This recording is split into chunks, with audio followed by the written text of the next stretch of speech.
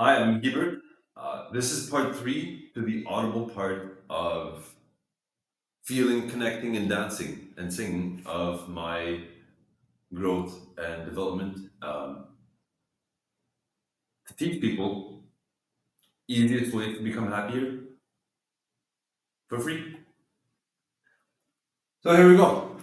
Part three. Um, I'm going to explain the beginning at least. It's another anatomy like part two, except for this time it's instead of the neck, the tongue, and the larynx, which is like between here and here. Um,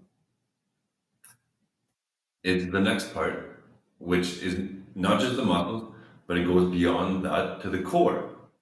So we're going to explain. I'm going to explain the core. So just a thick man person, if you can see, right? Um, so the idea is two parts to this. One is the left lobe, so the left side, because the heart is actually like it's here on this side, so kind of like all on this side.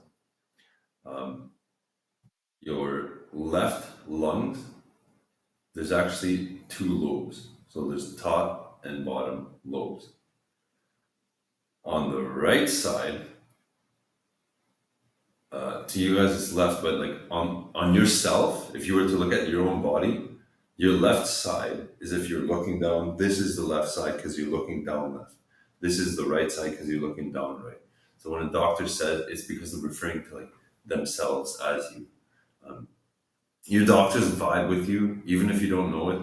But legally, you have to tell them everything. Um, but otherwise, a doctor almost knows what's wrong with you. It's just legally and for practice purpose, you have to tell them everything. Um, yeah. Side note. Either way, the left side has two lobes. The right side actually has three lobes. So it's slightly larger because the heart it goes on the left side more than anything. So the right side, what's actually underneath is your liver. So under the diaphragm, there's the liver. The heart is above the diaphragm. It's between the lungs. So this here would be the left side, and this is the right side. Okay. So left side of the person. So this side would be here on the left side, and this side would be here on the person's right side. Um, so that's just for lung. Neck is I've mentioned diaphragm. The diaphragm is like a membrane that goes under your lungs and under your heart, and it separates your intestines and everything else in here in your lower part of your core from the lungs and the upper part of your core. It helps you. Diaphragm helps you breathe, and actually, I don't think you can breathe without it because everything would be like mixed or whatever. Um, but third part is your core, so the like membranous part here. Um, so first, it's your solar plexus and up, so the ribs above here, so all of this. Imagine if you have a container and it's a cup or whatever, and it's like a cup like this. If you increase the area of the cup, so if you open your ribs up, your lungs become bigger, and so you have more potential to to project because your lungs are bigger. So that's the first part is opening your lungs. Second part is from your solar plexus to your belly button. This part, so you can kind of see the ribs here. This part you sort of keep semi-flexed. Um, it gives it a structure like a chip container, like one of those Pringle containers. Or another way is like a garbage truck or a dump truck that has the like the arm thing in the back that like compresses the garbage. Um, this is like the truck part, and then below your belly button to your pelvic bone, or really to the tailbone, it wraps around, is the third part. And the garbage truck is, let's say, this body part, like my head was the front of the truck. The garbage truck, the back part would be like here, where like they throw the garbage in, and then like it goes, and it compresses with the like the machine at the back. Um, so the bottom part pushes your intestines into your ribs pretty much, because this part stays rigid, and the bottom part is what changes. So you can just adopt like a normal posture, just like but you try to keep your spine straight, and like just a nice even tall posture where you keep try to put your head as high as possible, so that your spine, instead of being like in an S shape, is more of like in a straight shape. And this aligns your lungs and aligns your core. Now, if the ribs are rigid, and this part, which would be from the belly button to here, is like semi-rigid, but because there's ribs here, it's more like it's holding everything together. Then the bottom part is the part that you push with the pelvic floor. So between the pelvis and your tailbone, so not like in between at the bottom part, but more literally like at the tailbone and the pelvic. So between here and here, not at the glutes at all. So between the tailbone and the pelvic bone, there's like a membrane of muscles that, if you look up, it's called the pelvic floor.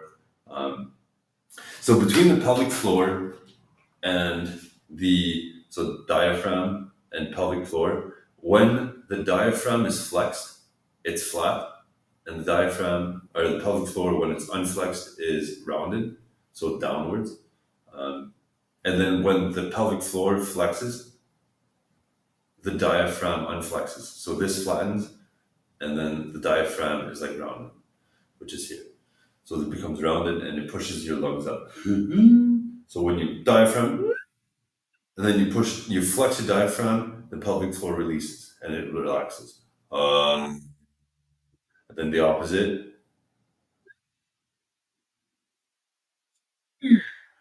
Um, just practice this. And it's probably the first time somebody's told you this, um, because I have vibed with professional singers and they don't even do this, or a lot of them don't. One way to practice the pelvic floor is by pacing or walking and vocalizing. So two, uh, like part one was rhythm, part two was pitch. So do a pitch while pacing. So le.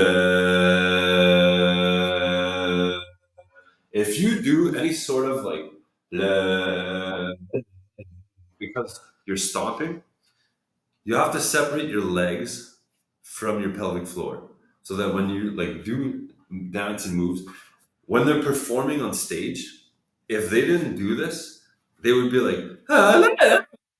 With every step, you would hear the stomping. But they practice on purpose so that thing without like, right? So the pelvic floor is super important because it gives you structure and strength when you sing. So one of my next videos, I will show exercises to do in order to strengthen your core and to avoid hernia. If you don't know what a hernia is, it's literally the intestines. I've had one. It's like right here. I got a surgery. I couldn't go swimming for a long time. It was when I was younger. So to avoid hernias of all sorts, this, even if you're not a singer, you should do these exercises. I will show them in a future video. Um, but for now, we're looking at knowing, first of all, that your core is sing. Your ribs don't really change in shape. The part between your belly button and the solar plexus here and here, it doesn't change too much because you still have ribs. So what changes most is the middle part here and the pelvic floor. So literally everything from the pelvic floor to the belly button, everything from here to there is where you sing from. You can actually, once you practice more, you learn that you actually sing from the floor. You sing from the ground up. If you go boxing, it's literally how you throw, like, is you go from the ground up. You don't throw a punch from here. No, like, it doesn't work like that. So that was the structure. The one, two, three.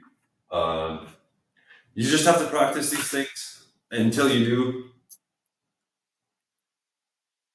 This video was fun, but that was for anatomy part 3. Now, I'm going to attempt at teaching you all the wheel of fits on the next video.